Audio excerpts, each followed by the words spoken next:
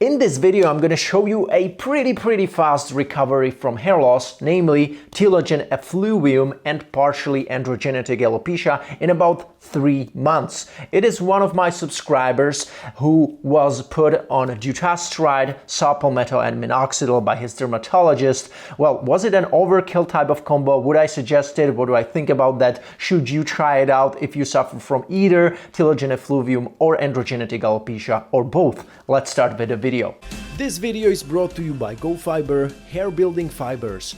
Pick up your free sample and get instant hair confidence. Start your transformation today. Hey, this is Matt. Welcome back to the channel, everybody, where it's all about stopping our hair loss, getting our hair back, and hair transplants. And if you want to know more about hair transplants, how to get a proper hair transplant, how to do a proper research, make sure you visit mattdominance.com.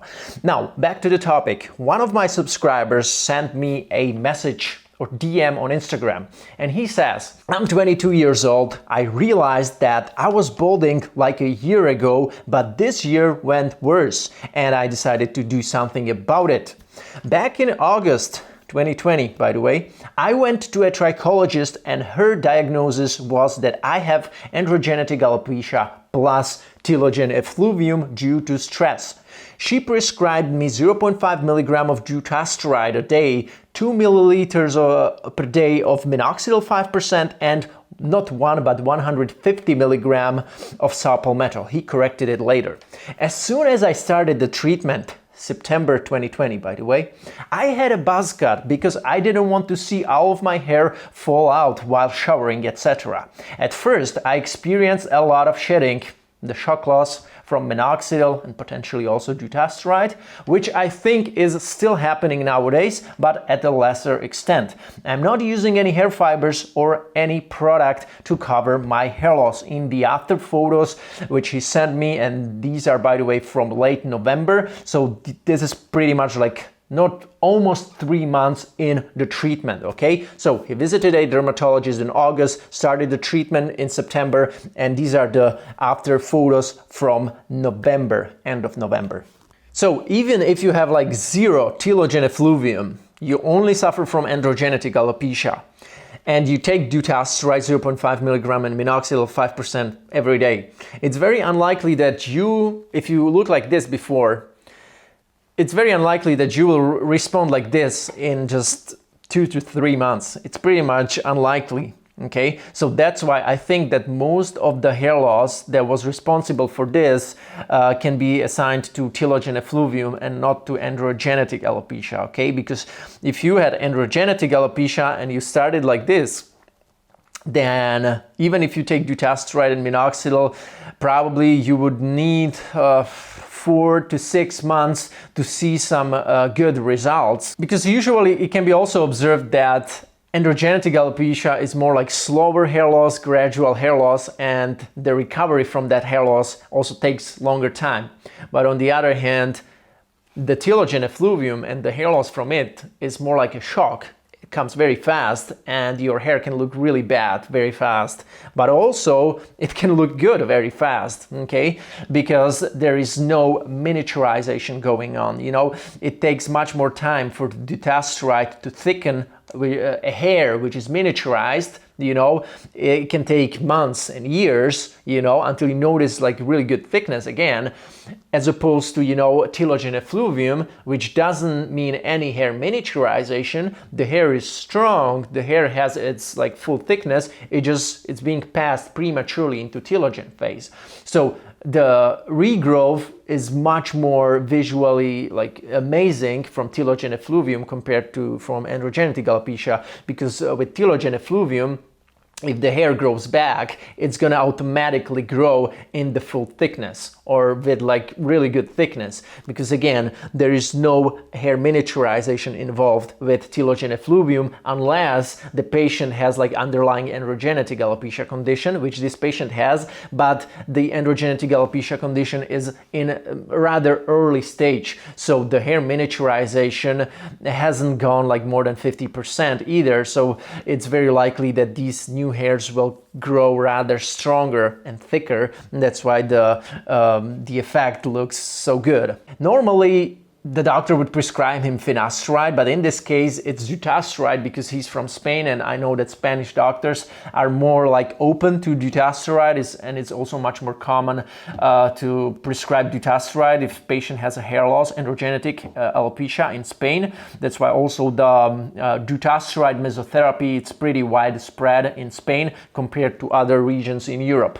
Anyways, the only thing I don't understand is why saw palmetto had been suggested to this patient as well, since we know that saw palmetto is just a natural version of dutasteride, and we know it's able to block 5-alpha reductase type 1 and type 2 with different types of oleic, linoleic, myristic acids that occur in saw palmetto. But again, this is a much less potent version of dutasteride, and I see no reason why this patient should take dutasteride and saw palmetto, when in reality, like, many guys actually turn away from dutasteride and finasteride, and they want to try saw palmetto because it's like not a synthetic drug, and it's being marketed as a natural remedy for blocking 5-alpha reductase, inhibiting it.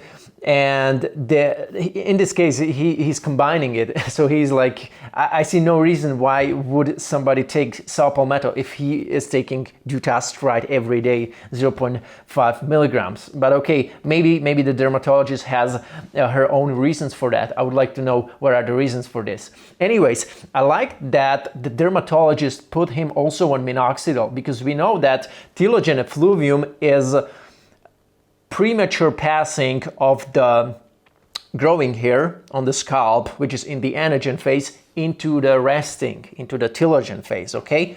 Although minoxidil is not suggested for the acute telogen effluvium, which is like very short term, maybe 3 months, and then it self-corrects, no treatment is needed, minoxidil is advisable for chronic telogen effluvium, the telogen effluvium that lasts longer than 3 months. Minoxidil may not always like successfully offset the effects of telogen effluvium if it has been like caused by more severe and ongoing cause, like under or overactive thyroid, underlying nutritional deficiency, and things like this. In such case, minoxidil may help only partially, and by discontinuing minoxidil, you will probably see that you lose your gains again, because this chronic telogen effluvium is still kind of like happening because there is some underlying cause that you didn't solve, that you only kind of tackled with minoxidil. Maybe the hair started growing again and it seemed to be stronger, but once you stop minoxidil, it's you're losing the hair again pretty much. Let's say he stops with minoxidil and telogen effluvium will come again. That means that there is some underlying issue that needs to be solved. Okay, it wasn't just stress, it wasn't just maybe no sleep, it wasn't just,